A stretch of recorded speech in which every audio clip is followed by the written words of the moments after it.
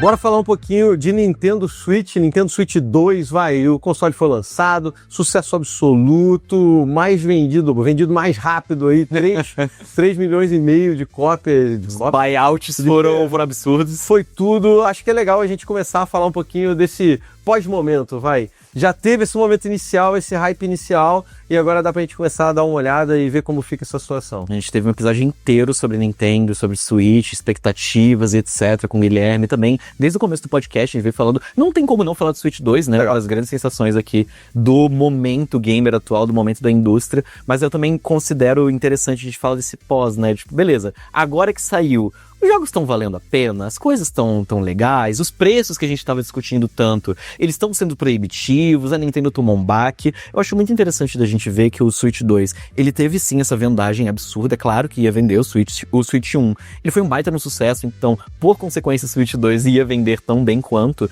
mas eu acho muito legal que, por exemplo, a galera reclamou muito dos preços.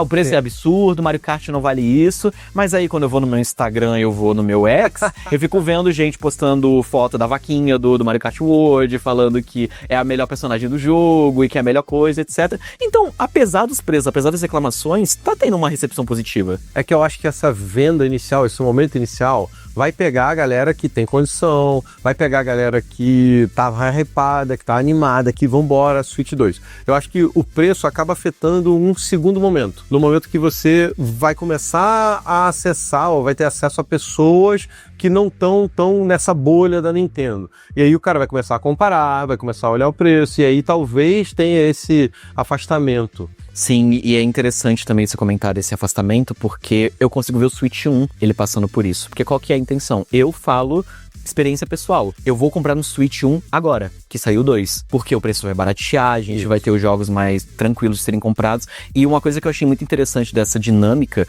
entre o Switch 1 e o 2 é, o Switch 1 ele tende a ficar extremamente barato, porque tudo que você pode jogar no Switch 1, você pode jogar no Switch 2.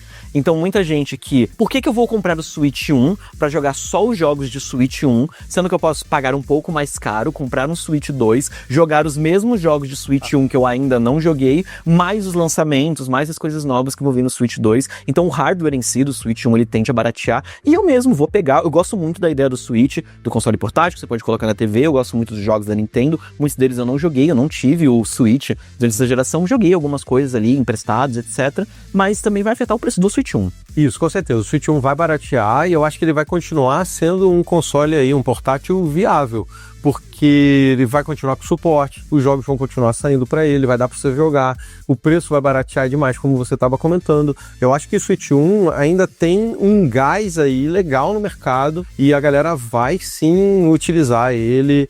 Às vezes vai ser um console de entrada, ou uma situação que nem a sua, que agora que vai baratear eu vou comprar. Eu acho que o Switch 1 ainda vai, entre aspas, dar um trabalho aí, e eu acho que ele só vai perder isso quando começar realmente o hardware a afetar demais. Porque eu acho que os jogos mais novos não vão rodar no Switch 1, ele tem um hardware mais defasado, Sim. Então, quando os jogos novos começarem a não rodar no 1, aí eu acho que realmente ele vai dar aquela caída, mas eu acho que demora um pouquinho ainda pra acontecer isso. E sabe um movimento muito interessante que a gente tem no Switch 1, que a gente não para pra pensar tanto, pensando em consoles, etc, mas que o Switch 1 ele leva uma baita de uma vantagem? A mídia física é sua. Quando você compra na mídia física, você vai conseguir jogar o jogo. Qual que é o problema? A gente tem muito uma questão desde o PS4, beleza, comprei uma mídia física, comprei um Blu-ray. O Blu-ray, ele às vezes só serve como uma key. Você coloca dentro do PS4, ele baixa o jogo inteiro na nuvem, pra depois você poder jogar o jogo. O que vai acontecer quando os servidores do PS4 eles desligarem? Muitos desses jogos que necessitam do online, necessitam dessas atualizações, eles vão parar de funcionar. O Switch, pelo formato dele, pelos cartuchinhos dele, o jogo tá todo ali no cartucho. Então você vai comprar a sua mídia física, vai espetar, e a gente tá naquele período do Switch em que ele não é um console retrô, é um console velho. Então, a galera ainda vai estar ali trocando de forma meio barata, querendo se desfazer, fazendo esse mercado secundário, digamos assim, movimentar lançar de uma forma um pouco mais dinâmica, e à medida que esses jogos físicos forem ficando escassos, eles vão aumentando de preço. Então, o momento do Switch 1 é agora. E é legal tu falar isso, porque, inclusive, pelo que eu vi, uma das críticas que estão rolando em cima do Switch 2 é o tal do Kickcard, né?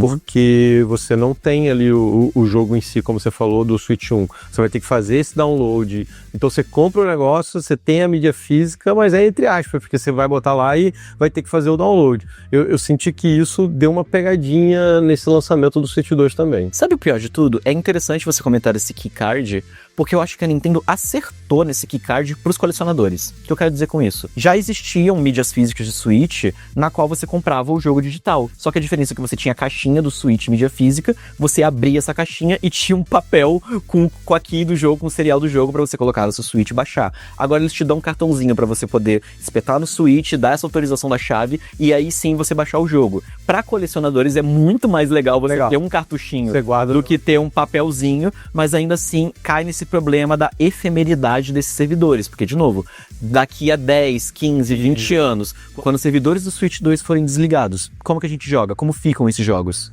É que eu entendo quando você fala que pro colecionador é legal, e eu concordo plenamente, mas eu acho que é uma fatia do mercado, né? É um nicho de colecionador. O cara que é o jogador comum, ele comprou um cartuchinho, o keycard, seja o que for, ele quer botar lá e jogar. Aí você vai botar lá e vai ter que baixar o negócio, aí tu, caramba, é meio esquisito, é meio paradoxo, assim, você comprar um negócio físico que na verdade não tá ali o que você comprou. Sim, aí você ainda precisa, tipo, armazenar espaço, ficar ali separando, porque querendo ou não, o Switch, ele tá com um armazenamento melhor do que o Switch 1, mas ainda assim é um armazenamento limitado, tem as expansões de cartão SD, etc, mas aí um acessório à parte que você vai ter que comprar pra ter mais espaço dentro do Switch. É o limite, né? Sim, é um limite. Aí você tem que ficar, às vezes, pensando, tipo, tá, qual jogo eu vou comprar, qual jogo eu vou deixar, esse eu jogo mais, esse eu jogo menos, então tem aqueles probleminhas e tal. Eu acho interessante a gente ver, principalmente quando vão ser os grandes lançamentos do Switch, e eu não digo nem, por exemplo, Donkey Kong Bonanza, que é um jogo que eu tô muito animado, mas quando sair Metroid Prime 4, todo mundo, eu vi uma galera, tem alguns amigos que eles falaram, tipo assim,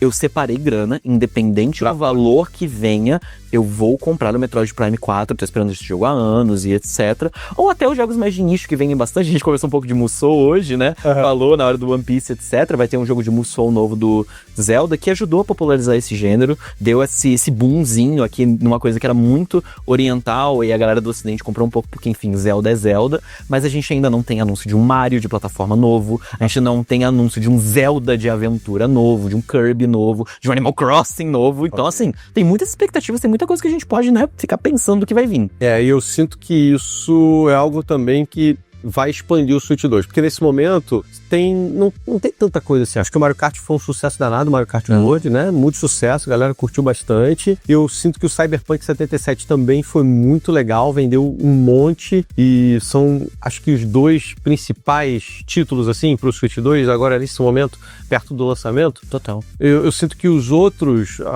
jogos que vieram, de terceiros principalmente, não tiveram, assim, tanto hype, tanta venda. Acho que eles sentiram um pouco essa questão de você poder ainda jogar no Switch 1, de ser só um aporte, né, pro Switch 2. Você não estimula o cara a comprar o jogo, né? Eu acho que esses novos lançamentos vão dar outro vigor, assim, outro fôlego pro Switch 2 aí pra frente. E de expectativas? O que temos de...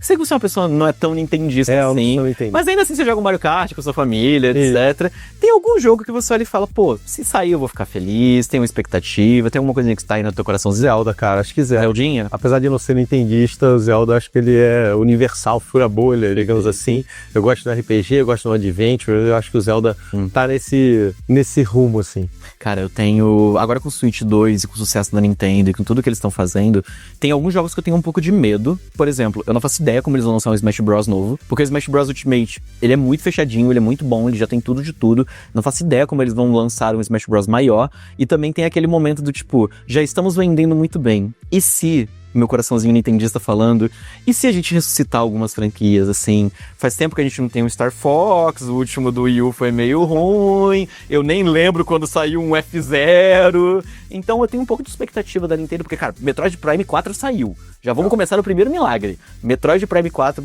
vai sair. Por que não acreditar, né? Por que não acreditar? Por que sonhar? Um F-Zerozinho, Star Fox, Nintendo, faz a boa pra mim, fazendo favor.